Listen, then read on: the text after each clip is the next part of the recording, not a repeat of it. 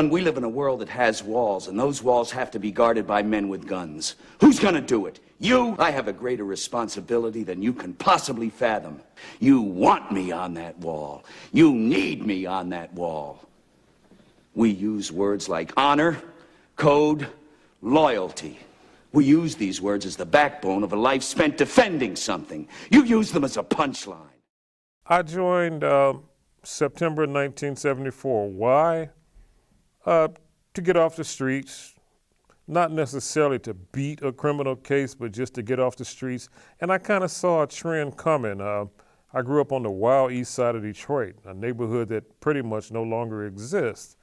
And just a little bit of foreshadowing, I had a bad vibe. And looking back, 38 years later, I'm probably one of 3 people on my block of 30 that are still living. My grandpa was in the Army, and then my dad was in the military, or Marine Corps, and so it's kind of like a family, unspoken obligation. But yeah, that's how it all kind of panned out for me. About a year after high school, decided to join the Army. Looking for college money and a change of pace for things that I had going on in my life at the time. Joined the Army 2002, went to Fort Sill, Oklahoma as an artilleryman. Did 2 years at Fort Carson, Colorado before being deployed to Iraq. Upon returning from Iraq, went to Fort Campbell, Kentucky as an artilleryman. Did about 3 years there before I became a Army recruiter. Moved to North Carolina, and I've been doing recruiting ever since 2008. My first job, I was an operations specialist in the Navy. That consists of surface warfare, surface search radar, anti-submarine warfare, intelligence, radio communications.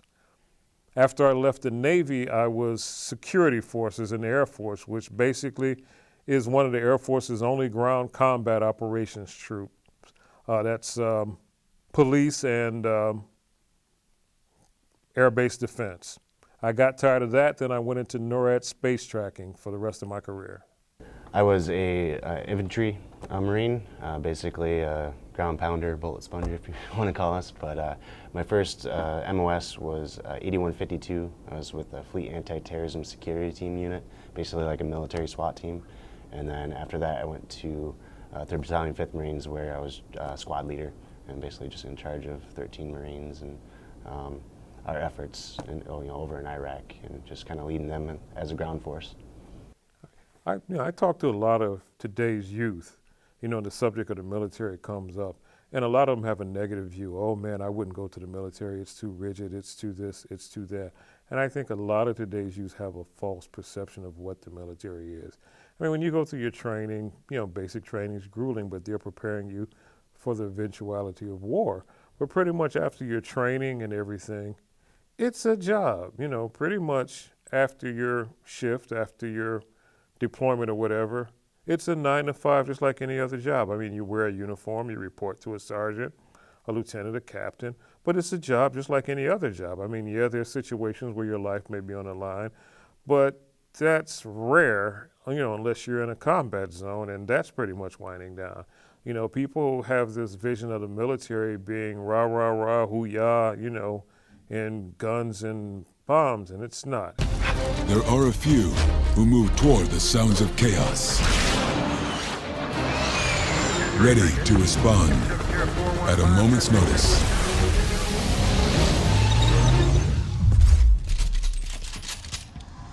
And it's not. It's just a job. Your job is to protect and serve like a police, like any other civil servant, and I think the military has gotten a bad rap, and it shouldn't be. It's a job, and it's a good one if you play the rules.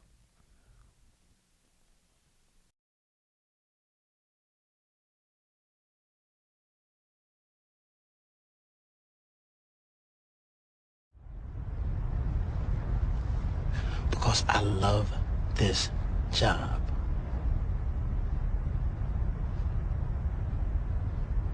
I thank God for every fucking day that he gives me in the Corps. Oorah. I'd have to say, after we freed the city of Fallujah, the citizens of that city got to vote for the first time ever in the history of the world, and their freedom kind of justified all the things that we did over there to accomplish, that mission. They have a exercise in the Air Force that through NORAD that's called a Frederick Smith, and it's a tracking exercise, and they send simulated enemy through your NORAD computer. And Frederick K. Smith exercise of 1981, they sent a simulated Russian spy stealth ship through the NORAD system. And nobody could figure out what it was, and nobody could identify it. And I had a bit of training through the Navy that the Air Force radar technicians didn't know how to break down the identification friend or foe on the radar signal. And I broke it down, and I single-handedly won this exercise for my unit, which was Air Force wide. And everybody looked at me and said, "How did you do it?" I said, "Well, I learned this trick in the Navy that you guys never learned." So basically, I was like the star of the squadron for about a month.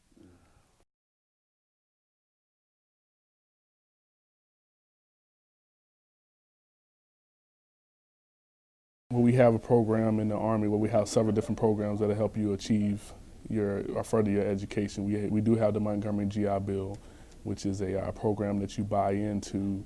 In a sense, what it is that you invest a small part of your pay, $100 a month for the first 12 months, and in return, the Army will add to that total, being anywhere from $50,000 to $80,000 on top of that. So I haven't used that yet, because what I used what we call tuition assistance. When you're in the military or you're in the armed forces, we have tuition assistance as long as you're active duty full time. Tuition is free.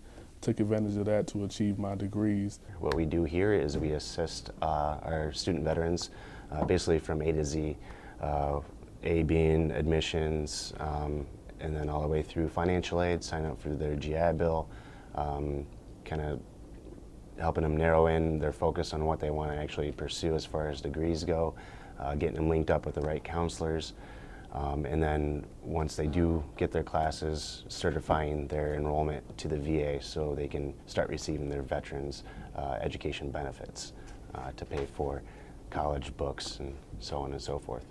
Through our Student Veterans Alliance Club here at Mott, we basically said, hey, if you're not using any old textbooks that they won't buy back, or maybe you just don't want to sell them back, or they're not giving you what you think they're worth, you can donate them here to our resource center, and then veterans can use those. Kind of like a take a penny, leave a penny, and but with books. So I came out and I went straight to college. I got Voc Rehab, which is a program for disabled veterans where they pay all your tuition. And I went to college for about 2 years. Then I walked straight into a job at the post office, and I worked there and full time. As far as my education, the VA paid for I've got a master's degree and several other degrees, and I haven't had to pay for any of my education, so I have no complaints about that. I didn't really utilize it right out of the gates. Kind of took me a while to kind of hone in my focus, because I wanted to be a career Marine, and that was plan A, and plan B I didn't even think about. Plan B was death, basically. So yeah, it took me a couple years to kind of get my focus on what I really wanted to do, and then I started coming here using my GI Bill, and been here ever since. And it's an easy way to pay for college. I mean, what would you rather do? Spend the rest of your life paying for student loans, or spend 4 years in the military, come back and go to college for 6 years and it's paid for? Think about that. You're getting paid the whole 4 years, 6 years you're in the military, then you come back and your college is paid for. Again, I went, on a different program. I didn't have the GI Bill. When you're disabled, they have a program that's called vocational rehab, to where they train you to overcome your disability. Under that program, you get 7 years college at the minimum, and they pay everything, books, tuition, everything. So, I mean, and I used my full 7 years and then some. I have no complaints.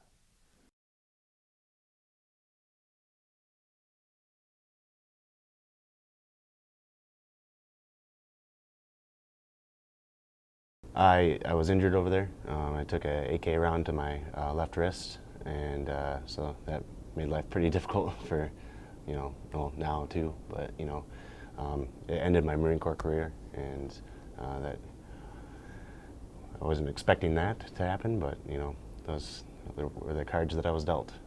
Enemy insurgent, basically we're going house to house, and he was in the house and didn't like that I was in the house, so, we exchanged fire, and he hit me a couple times and I hit him a couple times, just more well-placed. So he's no longer with us.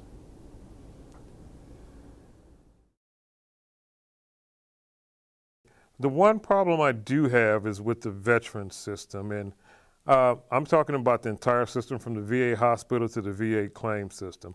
I think considering the sacrifice that we veterans make, that we're appreciated too little in the system.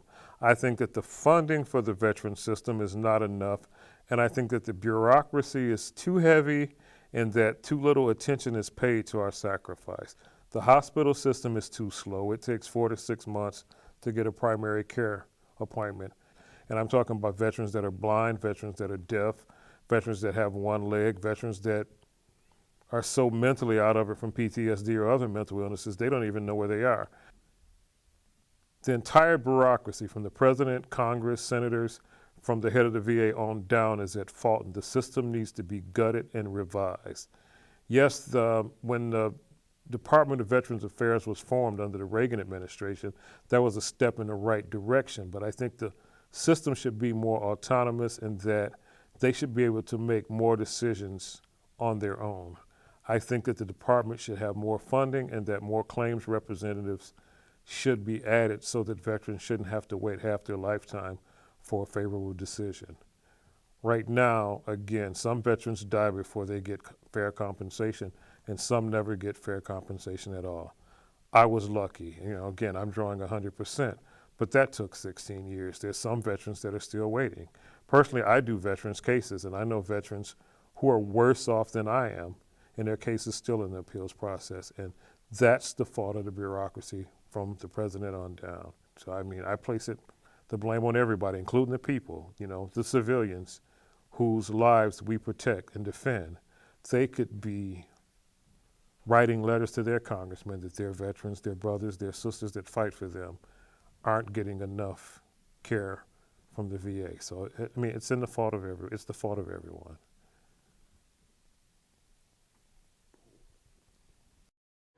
I know that the bill is entitled Natural Resource Appropriations, but I want to bring to the attention of my colleagues a very important element of this bill, and that deals with the formation of a new Veterans Affairs Agency here in the state of Michigan.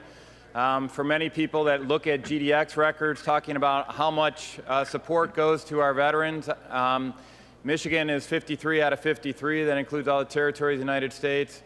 And this formation of this Veterans Affairs Agency is designed to bring more attention on getting the care and benefits that our veterans deserve more quickly and more expeditiously. I'm fully in support of the new agency, and I encourage my colleagues to support this as it comes back in the House substitute as part of this supplemental appropriation.